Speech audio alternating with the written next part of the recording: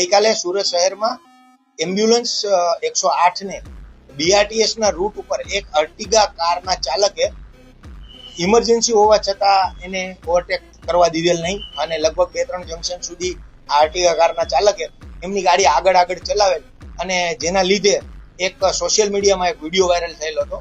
તો આજરોજ અમારા ટ્રાફિક વિભાગના ડીસીપી સાહેબ, અમારા જેસીપી સાહેબ અને અમારા એસીપી શ્રી ટંડેલ સાહેબ દ્વારા અમોને એક ટીમ સ્વરૂપે આ અર્ટિગા કારના માલિકની શોધખોળ અર્થેની કામગીરી સોંપેલ હતી, જેમાં મોઇનુદ્દીન મોહમ્મદ અલ્તાફ ચાંદીવાલા બીબીની વાડી રાણી તળાવ ખાતેથી અમે આ કારને વેરીફાઈ કરી અને કાર ચાલક અને વાહનને અમે ટ્રાફિક શાખામાં આજરોજ લાવેલ છીએ.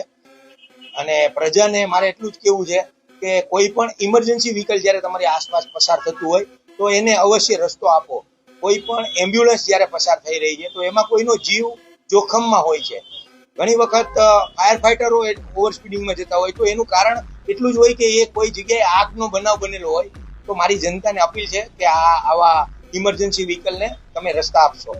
BRTS નો નિયમ પ્રમાણે 1000 રૂપિયા દંડ થતો હોય છે અને એમની પાસે કારની PUC નહોતી એટલે 1500 રૂપિયા જેવો દંડ એમને ટ્રાફિક વિભાગ દ્વારા કરવામાં આવ્યો.